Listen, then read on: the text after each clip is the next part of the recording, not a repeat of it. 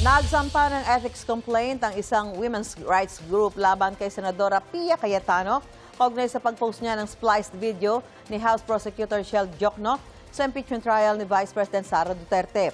Gate ng grupo, paglabag ito sa tungkulin ng mga senator judge na maging impartial at nawala raw sa konteksto ang sinabi ni Jokno sa paglilitis. May unang balita, si Joseph Morong. Nakashare sa mismong official page si Senator Judge Pia Cayetano ang videong ito ng diskusyon ng kapatid niyang si Senator Judge Alan Peter Cayetano at House Prosecutor Congressman Shel Jokno noong Day 7 ng impeachment trial ni Vice President Sara Duterte. Nagbabakasakali lang, baka may makuha tayo dito. So ano makukuha natin, figure out all the subpoenas you're requesting? The evidentiary facts, Your Honor, that we're not yet, hindi pa nakita ng House. So nagbabakasakali din. Kinikwestiyon ng video na yan dahil misleading at mapanlin lang umano. Hindi raw buo at nakasplice o putol-putol ito kaya nawala sa konteksto ang sinabi ni Jokno. Kung papanoorin ang diskusyon sa paglilitis ng July 20, pinapaliwanag ni Jokno na may tuturing lamang na fishing expedition ang ginagawa ng prosecution kung hindi nito alam kung anong hinahanap na ebidensya. And yung tinutukoy po ninyong fishing expedition, yun ay maaring sabihin natin nangyari kung only if the party requesting the evidence or documents ay nagbabakasakali lang, baka may makuha tayo dito.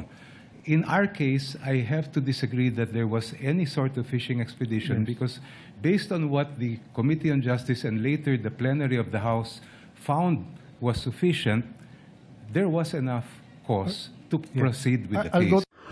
Naghain ng reklamo sa Senate Ethics Committee ang grupo ng women's rights advocates na Every Woman. Kasama sa grupo si dating Commission on Higher Education Chair Patricia Licuanan at University of the Philippines Professor Jean Franco. We encourage and we demand that there should be an investigation and if needed, there should be a sanction towards her action.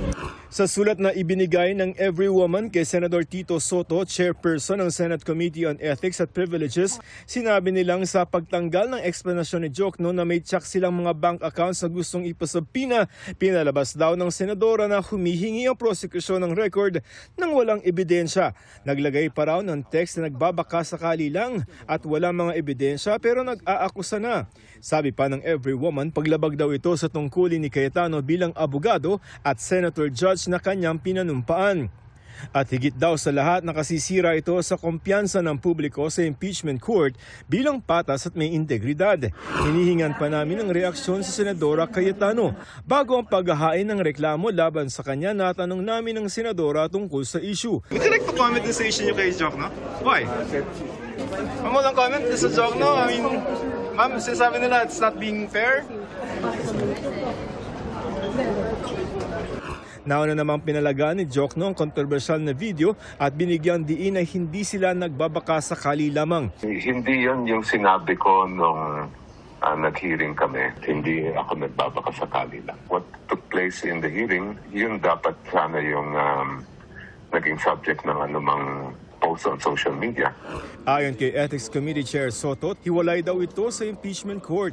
Anything that has to do with the Senate, we will, as much as possible, will not allow it to be transgressing into the work of the impeachment. Even if these are actions stemming from... Oh, but if there are actions coming from a senator, it should be taken up in the Senate. As a senator yung judgment natin. Ayon sa Senate Impeachment Court, kung walang magbibigay ng manifestasyon tungkol dito sa korte, ay walang pwedeng maging aksyon ang korte. Ang prosecution ayaw daw husgahan ang pagpo-post ng Senator Judge pero aminadong nababahala sa umunoy spliced video. Ang collective na opinion ng prosecution panel dyan ay ito ay nakababahala. No? This is very concerning and alarming. Dahil unang-una, dapat ang impormasyon na makuha ng mga kababayan natin tungkol sa mga nangyayari sa paglitis nito ay accurate. Ano? Dapat kung ano yung mismong nangyayari during the proceedings. Pero nang tanungin kung magmamanifest sila sa impeachment court, kaugnay nito, sabi ng prosecution, We're not asking anyone to voluntarily inhibit themselves. No? Again, ayaw namin mag-focus sa personalidad. No? Ang sa amin, ang concern namin dito hindi para to put anyone on the spot dahil posible na mayroong valid explanation for this, no? Pwedeng clerical error, but let's give them the benefit of the doubt dahil gusto pa rin ho naming paniwalaan, nananalig kami, they will comply with their obligations under the oath that they took to observe impartiality. Ayaw naman magkomento ng depensa. I don't comment on issues that are not involved. Hindi po ako yung tao na ikisaw sa mga issues. Thank you.